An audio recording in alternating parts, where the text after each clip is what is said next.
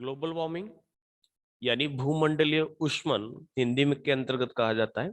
भूमंडलीय ऊष्मन का अर्थ होता है कि पृथ्वी के तापमान के अंतर्गत वृद्धि होना। और जैसे कि वर्ड ग्लोबल लिखा हुआ है तो इसका अर्थ ये होता है कि विश्व स्तर पर यानी वर्ल्ड लेवल पर ये एक प्रॉब्लम है जो बनती है जब हमारा इन्वायरमेंट का जो एवरेज जो टेम्परेचर है वह बढ़ जाता है, तो उसे हम ग्लोबल वार्मिंग कहते हैं। अब टेम्परेचर क्यों बढ़ता है तो उसके कई रीजन हैं, जिसमें से सबसे बड़ा जो रीजन है वह है green house effect. Green house effect क्यों होता है तो उसके पीछे रीजन है कि जैसे जैसे हम कार्बन गैस या कार्बन डाइऑक्साइड गैस की जो मात्रा है वायुमंडल के अंतर्गत निरंतर बढ़ाते हैं, तो उससे यह ग्लोबल वार्मिंग और ग्रीन हाउस इफेक्ट ये, या फिर हम कह सकते हैं कि दूसरी कई ऐसी प्रॉब्लम है जिसके अंतर्गत सेम सिचुएशन रहती है कि पृथ्वी का जो तापमान है वह किस प्रकार से बढ़ता है। चलिए डिस्कस करते हैं। तो आसान शब्दों के अंतर्गत अगर हम बात करें तो पृथ्वी के तापमान में जो वृद्धि होती है उसको हम ग्लोबल वार्मिंग के नाम से जानते हैं। और जब पृथ्वी के तापमान में वृद्धि होगी तो उसके साथ ही कई प्रकार के प्रॉब्लम यानी मौसम के अंतर्गत भी बदलाव होंगे। लो प्रेशर हाई प्रेशर के बेल्ट बदल जाएंगे, मौसम की जो गतिविधियां हैं वह बदल जाएगी, और मानव और दूसरे जितने भी जो जीव है वह जिस प्रकार से अपने आप को एडजस्ट करते हैं वह एडजस्टमेंट के जो तौर तरीके हैं उसमें काफी बदलाव आएंगे। और इसी बदलाव के कारण कुछ जीव जो है वह तो जीवित रहेंगे और जो सरवाइव नहीं कर पाएंगे वह मृत्यु को प्राप्त होंगे। तो इस प्रकार से यह जो कॉन्सेप्ट है वह चलता रहता है। तो पृथ्वी के तापमान में हो रही वृद्धि के परिणाम स्वरूप बारिश के तरीकों के अंतर्गत बदलाव होता है। यानी लगभग पिछले 100 सालों के एवरेज टेम्परेचर को अगर देखा जाए तो 1 डिग्री फ़ारेनहाइट जो है वह देखा गया। हिमखंड यानी जो ग्लेशियर्स हैं वह पिघलने लगेंगे, जिससे समुद्र के अंतर्गत पानी बढ़ जाएगा और सी लेवल जो है वह राइज करेगा। तो ऐसी स्थिति में आसपास के जितने भी जो क्षेत्र हैं जो कोस्ट के आसपास रहता है वे सभी के सभी जो चित्र है वह डूबने के कगार पर पहुंच जाएंगे। इसी प्रकार से वनस्पति और जीव जंतु जगत पर भी प्रभाव देखे जा सकते हैं। जब पृथ्वी के तापमान में वृद्धि हुई तब यह प्राकृतिक कारणों का प्रभाव था, लेकिन आज जो तापमान में वृद्धि हो रही है उसके पीछे जो कारण है वह है ह्यूमन। और ह्यूमन जो विभिन्न प्रकार की ग्रीन हाउस गैसों का उत्सर्जन कर रहा है उसके कारण ये इस प्रकार की प्रॉब्लम्स देखने को लगी। कारणों की बात करें कि ग्लोबल वार्मिंग क्यों हो रहा है तो हम सबसे महत्वपूर्ण जो गैस है CO2 और मीथेन को जिम्मेदार ठहराता है। CO2 भी मनुष्य ने उत्पादित की है और कार्बन के साथ साथ मीथेन गैस भी मनुष्य ने उत्पादित की है। हाँ, कुछ तौर पर CO2 और मीथेन जो है वह प्राकृतिक रूप से भी मिलती है। पृथ्वी के वातावरण के अंतर्गत जो सूर्य की गर्मी को है अंदर रोकती है, यानी ये दोनों ही जो गैस है वह टेरेस्ट्रियल रेडिएशन को नहीं होने देती है, पृथ्वी को ठंडा नहीं होने देती है नेचुरल तरीके से, जिससे लगातार तापमान पृथ्वी का बढ़ता रहता है। ग्रीन हाउस गैसेज यानी GHG जिसे कहा जाता है तो वायुमंडल के अंतर्गत प्राकृतिक रूप से देखने को मिलती है। जैसे इसके अलावा मानव की गतिविधियां जैसे कि बिजली के वाहन यानी जो इलेक्ट्रिकल या जितने भी हमारे जो व्हीकल्स हैं, कारखाने हैं, या घरों के अंतर्गत जितनी भी हम लकड़ियां जलाते हैं या प्राकृतिक गैस जलाते हैं या तेल जलाते हैं उससे जो कार्बन डाइऑक्साइड गैस निकलती है और वह वायुमंडल के अंतर्गत पहुंचकर पृथ्वी के तापमान को बढ़ा देती है। पेड़ों के काटने से भी ग्रीन हाउस गैसों का उत्सर्जन होता है। पेड़ों के काटने से क्या होता है कि जब हम पेड़ों को काट देते हैं तो पेड़ों के काटने से जो कार्बन का जो अवशोषण है यानी एब्जॉर्प्शन जो है वह रुक जाता है। ऐसी स्थिति में कार्बन की मात्रा बढ़ जाती है। अगर पेड़ों की संख्या पर्याप्त मात्रा में रहे तो कार्बन जो है वह इन पेड़ों के द्वारा ग्रहण कर लिया जाता है और बदले में ऑक्सीजन मिलती है। वायुमंडल में जब इस प्रकार की जो गैसें हैं वह बढ़ती है तो साथ ही साथ में टेम्परेचर भी बढ़ता है और उससे हमारा ग्लोबल जो टेम्परेचर है वह इंक्रीज होता है। और जब ग्लोबल टेम्परेचर इंक्रीज होता है यानी जो मीन यानी औसत जो तापमान है वह जब बढ़ता है तो उसे हम ग्लोबल वार्मिंग कहते हैं। जलवायु वैज्ञानिकों के अनुसार मानवीय गतिविधियां इसके पीछे मुख्य रूप से जिम्मेदार है। और यह क्या होती है? तो ग्लोबल वार्मिंग औद्योगिक क्रांति के बाद शुरू हुई औसत वैश्विक तापमान में वृद्धि यानी पृथ्वी का जो एवरेज जो टेम्परेचर रहना चाहिए वह बढ़ने लगता है तो उसे ग्लोबल वार्मिंग कहा जाता है।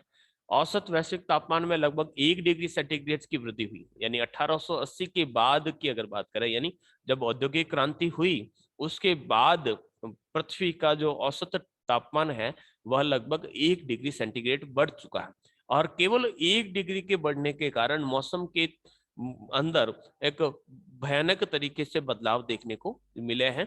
यानी जो सर्दियां या गर्मी या जो बारिश का जो काम है जो काल है वो टाइम ड्यूरेशन है वह बदलने लगी है। यह एक प्रकार की सतत यानी कंटिन्यूस प्रोसेस है। और वैज्ञानिकों को आशंका है यानी वैज्ञानिक कहते हैं कि आने वाले समय में लगभग 2035 तक लगभग 0.3 से 0.7 डिग्री जो सेंटीग्रेड टेम्परेचर है वह और बढ़ेगा। यानी आने वाले समय में अगर हमने इसको कंट्रोल नहीं किया या कार्बन गैसों का उत्सर्जन इमिशंस को अगर हमने नहीं रोका तो आने वाले समय में आपको भयंकर समस्याएं भी देखने को मिल सकती है। अब हम कारणों की बात करें कि क्या कारण है कि इस प्रकार की जो गैसें हैं वह लगातार बढ़ती जा रही है। तो उन गैसों की अगर हम बात करें तो उसके अंतर्गत मुख्य रूप से जो कारक है तो सबसे पहला जो कारक है वह मानवीय गतिविधियां। मानवीय गतिविधियों का अंतर्गत हम विभिन्न प्रकार के व्हीकल्स या विभिन्न फॉसिल्स फ्यूल्स को जब जलाते हैं उससे विभिन्न प्रकार की गैसें निकलती हैं जैसे कि CO2 है, मीथेन CH4 है, नाइट्रोजन के ऑक्साइड NO2 है, N2O है, ओजोन भी एक प्रकार की हीट को एब्जॉर्व करती है। ओजोन क्या करती है? हीट को ऑब्जॉर्व करती है।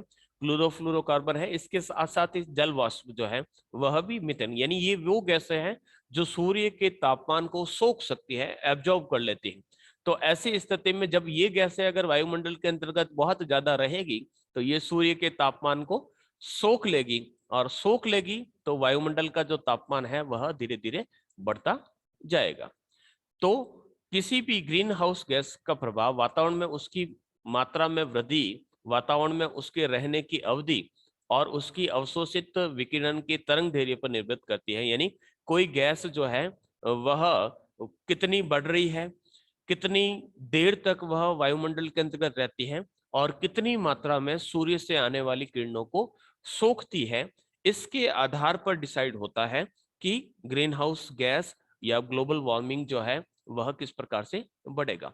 ग्रीन हाउस गैसों के अंदर हम बात करें तो मुख्य रूप से जो गैस आती है वह CO2 की मात्रा को रखा जाता है। और बाकी की जो अन्य गैसें हैं उसके अंतर्गत बात करें तो हम जीवाश्म ईंधन यानी कोयला, पेट्रोल, डीजल को जलाते हैं। उद्योगों, हमारे व्हीकल्स, धान के खेतों से मीथेन निकलती है क्योंकि जब लंबे समय तक किसी क्षेत्र में पानी भरा रहता है तो जो सड़न होती है उस सड़न से मीथेन निकलती है। पशुओं की चराई से भी मीथेन का उत्सर्जन होता है यानी वह जुगाली करते हैं। रेफ्रिजरेटर में फ्रियोन गैस का प्रयोग होता है। एयर कंडीशनर में भी फ्रियोन गैस यानी CFC गैसेस का प्रयोग होता है। और यह ग्लोबल वार्मिंग या ग्लोबल टेम्परेचर को बढ़ाने में अपना रोल निभाती है। तो ये कुछ गैसें हैं।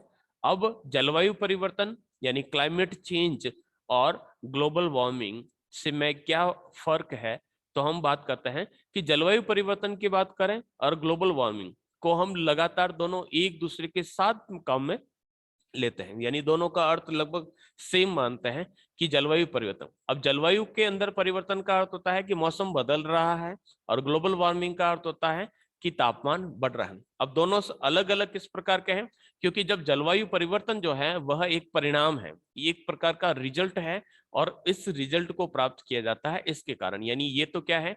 कारण है। ग्लोबल वार्मिंग के कारण क्लाइमेट चेंज होता है। तो किस प्रकार से होता है? जलवायु परिवर्तन का मोटे तौर पर औसत तापमान जैसे कि तापमान, वर्षा, आर्द्रता, हवा, प्रेशर, समुद्र के तापमान में लगातार परिवर्तन के लिए हम मानते हैं। यानी जलवायु परिवर्तन को अगर देखें तो उसका अर्थ होगा कि किसी स्थान के तापमान, वहां पर होने वाली बारिश, वहां की हवा में पाई जाने वाली नमी, या वहां पर पाए जाने वाला जो एयर प्रेशर है उसमें अगर कोई परिवर्तन आता है तो उसे हम जलवायु परिवर्तन कहते हैं।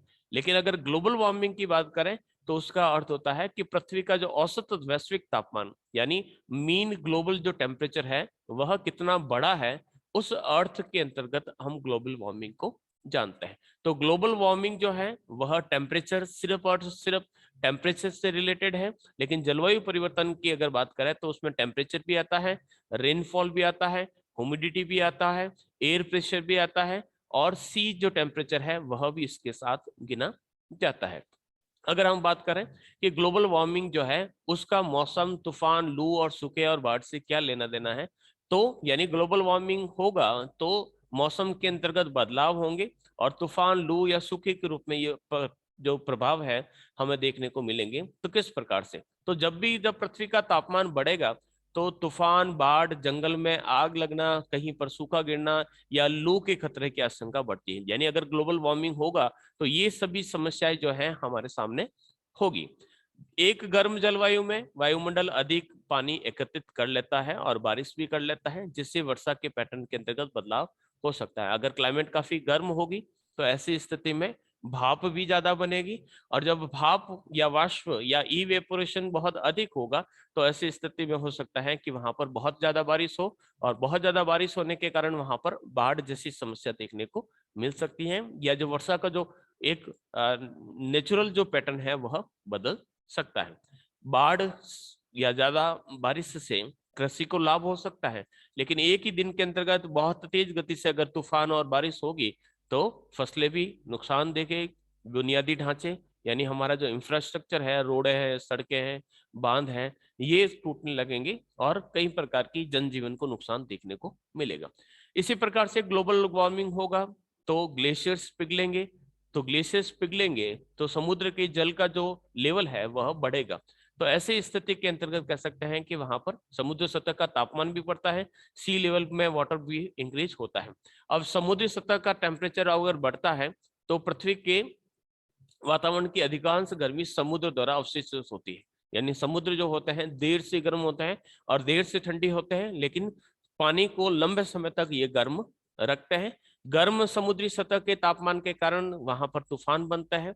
यानी अगर समुद्र के पानी का टेम्परेचर अगर बहुत ज्यादा बढ़ चुका है, इसका मतलब वहां पर क्या बनेगा, लो प्रेशर बनेगा और जब लो प्रेशर बनेगा तो वहां पर समुद्र के अंतर्गत तूफान हो गया। यानी जहां कहीं पर भी लो प्रेशर बनेगा, लो प्रेशर कहाँ बनेगा, जहां पर टेम्परेचर बढ़ गया और समुद्र के पानी का अगर टेम्परेचर बढ़ गया है तो जहां कहीं पर भी हाई प्रेशर होगा वहां से लो प्रेशर की तरफ हवाएं चलेगी और ऐसी स्थिति में वहां पर क्या बनेगा, चक्रवात बनेगा और समुद्र के अंतर्गत चक्रवात जो होते हैं वह आसपास के क्षेत्र में नुकसान पहुंचाते हैं। तो इस प्रकार से मानव जनित ग्लोबल वार्मिंग के कारण ये आशंका जताई जाती है कि तूफान से वर्षा की दर बढ़ेगी, तूफान आने की तीव्रता बढ़ेगी, यानी बार बार वहां पर तूफान आने की संभावना बढ़ती है।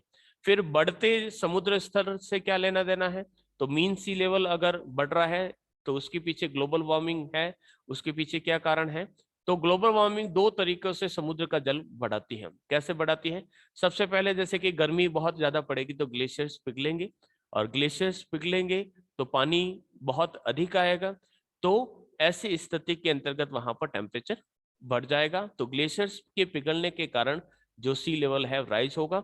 दूसरा जो है वह थर्मल संबंधी विस्तार, यानी पानी जब बहुत ज्यादा गर्म होगा तो यानी गर्म पानी अधिक जगह लेता है और उससे समुद्र का आयतन जो है वह बढ़ेगा, यानी पानी जो है गर्म होकर फैलेगा और उसके कारण भी सी लेवल जो है वह राइज करेगा। यानी अगर ठंडा पानी है तो वह नीचे जाता है, लेकिन अगर गर्म पानी हो रहा है तो वह फैलेगा और ऐसी स्थिति में आसपास के क्षेत्रों में वह सी लेवल को राइज करेगा और समुद्र के आसपास में या कोस्टल रीजन में जितने भी जो क्षेत्र है या देश है जो समुद्र के किनारे बसे हुए हैं उन सभी पर खतरा मंडराना शुरू हो जाता है। अन्य कारण जो है वह कौन कौन से हैं, तो स्थानीय कारक जैसे कि समुद्र स्तर को कुछ क्षेत्रों में तेजी से बढ़ने के कारण बन सकते हैं। समुद्र की धाराएं वहां पर कह सकते हैं कि इसमें रोल निभा सकती हैं। इसके अलावा जैसे कि उदाहरण के तौर पर देख रखा है कि लगभग कह सकते हैं कि 1 फुट या 2 फीट तक, यानी सन 2100 या 2000 तक लगभग 8-10 फीट तक जो है वह टेम्परेचर सी लेवल जो है वह बढ़ेगा। अब परिणाम और क्या क्या हो सकता है वैश्विक तापन के, तो सबसे पहले हमने कहा कि ग्लेशियर्स पिघलेंगे, और ग्लेशियर्स पिघलेंगे तो कह सकते हैं कि ग्लेशियर्स पीछे हटने लगेंगे, पानी बहुत ज्यादा रिसीव वहां से डिस्चार्ज होगा, नदियां तेज गति से चलेगी, पानी अधिक समुद्रों के अंतर्गत पहुंचेगा, तो सागरों का जो स्तर है वह बढ़ने लगेगा, और जो या फिर वहां पर कह सकते हैं कि नदी के क्षेत्र में भी बाढ़ आने की संभावना रह सकती है। वर्षा का पैटर्न बदलेगा। वर्षा का पैटर्न क्यों बदलेगा? क्योंकि कहीं पर जैसे कि अगर कह सकते हैं कि जो तापमान बढ़ेगा तो वहां पर बारिश होना या बादलों की बनने की जो प्रक्रिया है वो प्रभावित होती है। अगर वहां पर तेज गर्मी है तो इवेपोरेशन यानी वाष्पीकरण अधिक होगा, और वाष्पीकरण अधिक होता है तो वहां पर बहुत ज्यादा बारिश होगी, या फिर हो सकता है कि कहीं कहीं पर आपको बारिश पहले से कम देखने को मिलेगी, या वर्षा की अवधि के अंतर्गत भी बदलाव आएगा, यानी कितने दिन तक बारिश होगी, ये भी जो फिनोमिना है वह चेंज होगा। टेम्परेचर जब बढ़ता है तो सबसे ज्यादा नुकसान होता है प्रवाल भित्ति। प्रवाल जिसे कोरल कहा जाता है, ये छोटे छोटे से जीव होते हैं जो लगभग 27 डिग्री तक टेम्परेचर हो पानी का तब तक ये जीवित रहते हैं, और जब समुद्री जल का तापमान बढ़ेगा तो इनका खाना का अर्थ होता है कि ये जो प्रवाल जो है वह फाइटोप्लैंक्टन्स या समुद्र के अंतर्गत से पाई जाने वाली कैल्शियम का उपयोग करके हुए अपने आप को सरवाइव कराते हैं, धीरे धीरे मरने मरने लगेंगे, और इस प्रकार से इनका जो कलर चेंज हो जाता है, इसका यानी शैवाल जो है उसका कलर चेंज हो जाता है जिसे प्रवाल विरंजन कहा जाता है। तो ऐसी स्थिति में जब तापमान बढ़ेगा तो ये कोरल्स जो है वह धीरे धीरे मर जाएंगे। समुद्र का जल का जब तापमान बढ़ेगा तो प्लैंकटन यानी समुद्र के अंतर्गत पाई जाने वाली घास या समुद्र के अंतर्गत उस घास पर निर्भर रहने वाले जो जू प्लैंकटन्स और फाइटोप्लैंक्टन्स है वह दोनों मरने लगेंगे, और जू प्लैंकटन्स और फाइटोप्लैंक्टन्स मर जाएंगे, जो उस पर निर्भर रहने वाली मछलियां भी मरने लगेगी। तो प्लैंक्टन्स क्या है? समुद्री जल का एक प्राथमिक जीव है, यानी फाइटोप्लैंक्टन, और फाइटोप्लैंक्टन पर निर्भर रहते हैं जू प्लैंक्टन। जू प्लैंक्टन को खाते हैं मछलियां, तो सारे के सारे कह सकते हैं कि वहां पर मछलियां मरने लगेगी, और जब खाना मर जाएगा तो मछलियां, जू प्लैंक्टन, फाइटोप्लैंक्टन सारे के सारे मर जाएंगे। फिर है प्रवसन में वृद्धि, यानी माइग्रेशन होगा। माइग्रेशन किससे होगा? तो ताप में जब वृद्धि हो रही है तो सी लेवल जो है वह ऊपर उठ रहा है, जो जितने भी तटीय क्षेत्रों में जो लोग रह रहे हैं वह उनका क्षेत्र जलमग्न हो जाएगा, और वह आंतरिक भागों की तरफ माइग्रेट होंगे, और इसी स्थिति में किसी न किसी क्षेत्र में जनसंख्या भी एकदम से अचानक से बढ़ने लगेगी। नेक्स्ट बढ़ते हैं। वैश्विक तापमान यानी ग्लोबल वार्मिंग से तूफान आएंगे, बाढ़ आएगी, जंगल की आग, यानी बहुत तेज गर्मी के कारण जब वृक्षों की जो टहनियां हैं वो आपस में टकराती है तो उससे आग उत्पन्न होती है, और ऐसी स्थिति में वहां पर जंगल की आग लगने की संभावना है। सूखा और लू के खतरे भी बढ़ जाते हैं।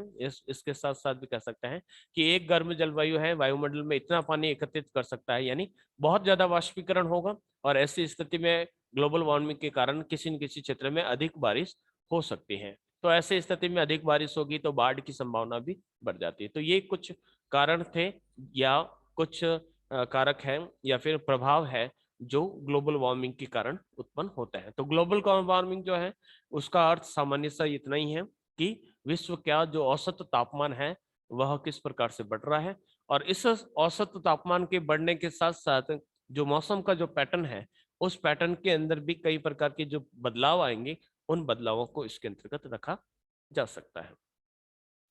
पूरा होता है टॉपिक।